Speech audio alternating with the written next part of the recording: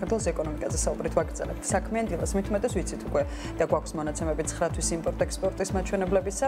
9 თვეში ადგილობრივი ექსპორტი, ანუ ექსპორტი და ექსპორტის გარეშე 7.9%-ით გაიზარდა და $2 მილიარდ გადააჭარბა. საქსტატის გამოქვეყნებული მონაცემების მიხედვით კი ადგილობრივმა ექსპორტმა მთლიანი ექსპორტის 45.6%-ი შეადგენა, რაც გასული წლის მაჩვენებელზე ნაკლები არის. რაც შეეხება იმპორტს, საქონლის იმპორტი წინა წელთან შედარებით 9.7%-ით გაიზარდა და $13 მილიარდ გადააჭარბა. იმპორტის მატება კი ძირითადად განაპირობა ტრადიციულად ავტომობილების იმპორტის 10%-იან მამატება.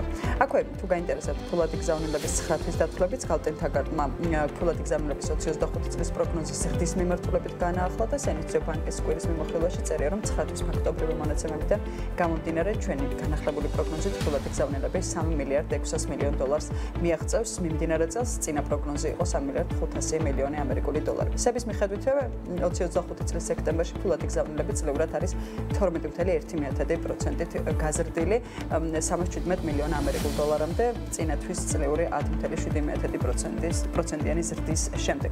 ამ მაჩვენებლების ფონზე ვინტერესდებით, რა ძირითადი ტენდენციები არის საქართველოს ეკონომიკაში, როგორია მათ შორის ჩვენი საექსპორტო პოტენციალის დინამიკა, იმპორტის ზრდა სავაჭრო ბალანსზე როგორ აისახება და მათ შორის როგორი არის წლის ბოლომდე მოლოდინები, რისკები ან შესაძლებლობები. ლაშა ქავთარაძე არის ჩვენთან ერთად, გალტენთაგარტის ეკონომისტთან ერთად ვაგრძელებთ საქმიან დილას. დილამშვიდობისა.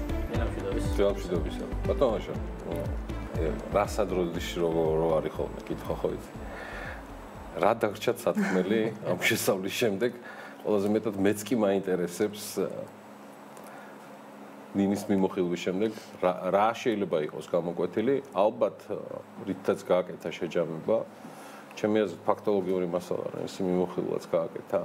ან უკვე დღეს იძლევა გარკვეული დასკვნების გაკეთების საშუალებას. პირადად თქვენთვის როგორ არის ეს სამივე, მოპატიე 4-ვე მიმართულება ასახული ტენდენციებში და შესაბამისად რა დასკვნებს აკეთებს გალტენთაგარტის ეკონომისტთა გუნდი ამ ყველაფრის ფონზე. ახ მოგესალმებით კიდევ ერთხელ და დავიწყოთ სავაჭრო ნაკადების მიმოხილვით.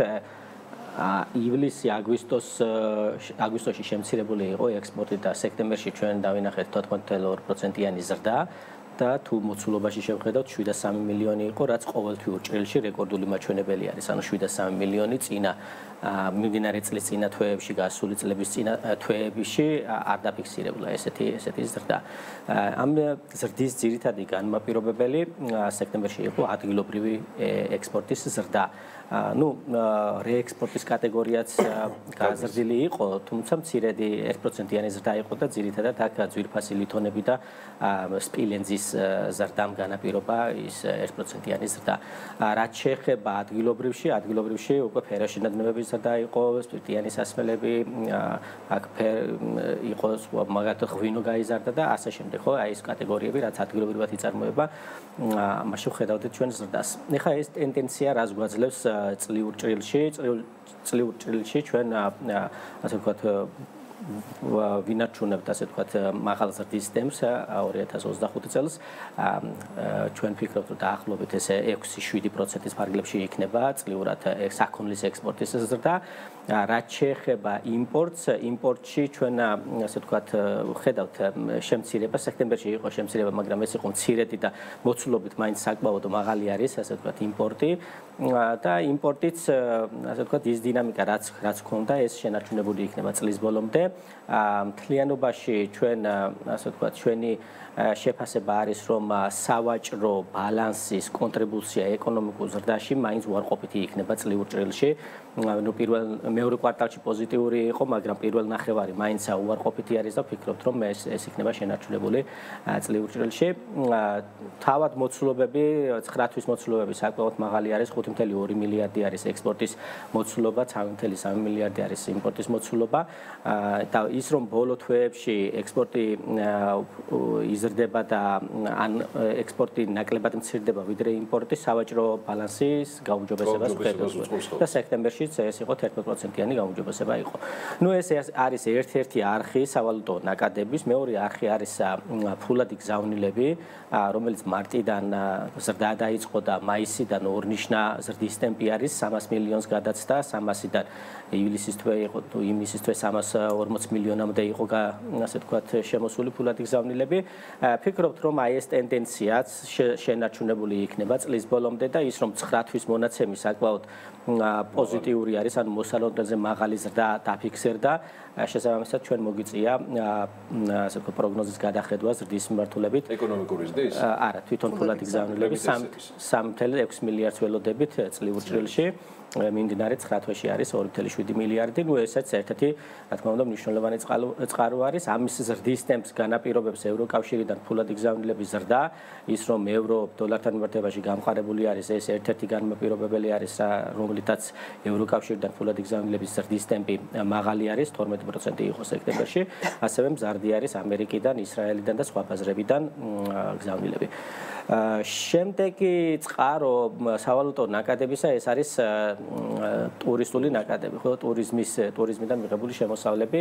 ტურიზმის სტატისტიკა დაიდო მესამე კვარტლის და ფაქტობრივად ის ტენდენცია, რაც მეორე კვარტალში იყო, შენარჩუნებული არის. პოზიტიური არის ის, რომ ევროკავშირიდან არის გაზრდილი ტურისტული ნაკადები, მეორე კვარტალში 20%-იანი ზრდა იყო, მესამე კვარტალში 17%-იანი ზრდა არის და ფაქტობრივად ის ზრდის ტემპი, რაც დაფიქსირდა მესამე კვარტალში, საერთაშორისო ვიზიტორების ზრდა 6.8%, აქ გარკვეული პოზიცია, დადებითი კონტრიბუცია შეიტანა ევროკავშირიდან ვიზიტორების ზრდა. 9 თვეში ჩვენ გვაქვს 5.3 მილიონი საერთაშორისო ვიზიტორი, საიდანაც 4.3 მილიონი არის ტურისტული ნაკადები და 1 მილიონი არის ერთდღიანი ვიზიტები.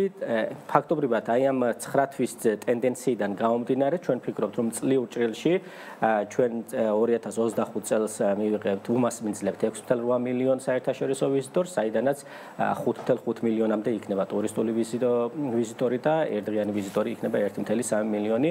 ნუ ერთდღიანი ვიზიტორი მაინც ჩამორჩება, ხო, პანდემიამდელ მაჩვენებელს და აქ ძირითადად ამის დამაბრძოლებელი შეიძლება ვთქვათ, რომ ის რომ აზერბაიჯანის სახმელეთო საზღვარი რჩება, კვლავ ჩაკეტილი, ნუ გადაიწია ეს იანვრამდე, ნახოთ როგორ განვითარდება ამ კუთხით მოვლენები, რომ შევაჯამოთ სექტემბერში აი ეს ნაკადების შემოსავლები და გასავლები ფაქტობრივად დაბალანსებული იყო და ჩვენ ვხედავთ, რომ ეროვნული ბანკი მარტიდან მოყოლებული აგრძელებდა ინტერვენციების განხორციელებას შესყიდვის მიმართულებით. მნიშვნელოვანი შესყიდვა იყო სექტემბრის მონაცემი ჯერ არ გვაქვს, მაგრამ მარტი-აგვისტოს პერიოდში 1.5 მილიარდი შეიძინა და სექტემბრის საერთაშორისო რეზერვები 5.4 მილიარდამდე გაიზარდა. ეს საკმაოდ კარგი მაჩვენებელი არის, ასევე გაიზარდა ვალდებულებების გარეშე რეზერვები, რომელსაც წმინდა რეზერვები ქვია, 2.8 მილიარდი არის ჩვენი შეფასებით სექტემბრის მდგომარეობით, წმინდა რეზერვები. თუ შევხედავთ ადეკვატურობის კუთხით, რამდენად ადეკვატური არის მთლიანი საერთაშორისო რეზერვები, აქ რამდენიმე პარამეტრი არის. ერთი არის მაგალითად, რამდენი თვის საქონლისა და მომსახურების იმპორტის ჯერადი არის ეს რეზერვები და მაგალითად თუ მთლიანად ყველაფერს ჩავთვლით, უკვე ადეკვატურ დონეზე არის, 3 თვეზე მეტი არის და სტანდარტული არის, რომ 3 თვეს უნდა აღემატებოდეს საერთაშორისო რეზერვების დონე, თუ გვინდა ჩავთვალოთ, რომ ადეკვატური არის.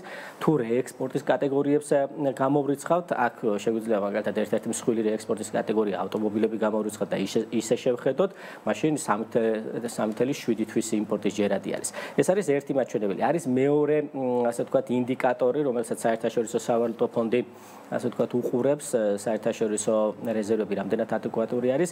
ამის მიხედვით კვლავ ჩამორჩებით იმ ადეკვატურ დონეს, თუმცა აქ თუ გავითვალისწინებთ ჩვენ აი რეექსპორტის გამორიცხვას, შეიძლება ვთქვათ, რომ წელს დაუახლოვდება ეს ადეკვატურ დონეს. ნუ ის ტენდენცია, რაც არის გლობალურ ბაზარზე, რომ დოლარი არის დასუსტებული და თუ წლის ბოლომდე ეროვნული ბანკი გააგრძელებს აი ამ შესყიდვას, როგორც იყო წინა თვეებში, 6 მილიარდი არის საჭირო იმისათვის, რომ სრულიად ადეკვატური იყოს საერთაშორისო რეზერვები აი ამ პარამეტრის კი, აი ამ ასე ვთქვათ, არამეტრიკის მიხედვით. ნუ ტენდენცია არის მაგის ისი რომ მაგნიშნულზე გავალთლა. კი, ამის ტენდენცია არის, რა თქმა უნდა და ვფიქრობ, რომ ის დონე, რაც ახლა გვაქვს, საკმარისი არის იმისათვის, რომ მოკლევადიანი შოკების გასანეიტრალებლად იყოს გამოყენებული. ჩვენ შეგვიძლია ვთქვათ, რომ 5 მილიარდ 420 მილიონი იმ დროისთვის ამონაცემები ჩვენ გვაქვს. არის საქართველოს საერთაშორისო სავალუტო რეზერვები ამ დროისთვის, საიდანაც როგორც თქვენ მბრძანეთ, თქვენი შეფასებით წმინდა რეზერვები 2 მილიარდ 800 მილიონ დოლარში არის. ესე. მადლობა დიდი. შეფასებებისთვის და მომბრძანებისთვის. მე მგონი ყველა თემა დაუფარეთ, ხო? ასეა. ლაშა ქავთარაძე, გალდენ დაგარდის ეკონომისტი, მადლობა მას მომბრძანებისთვის.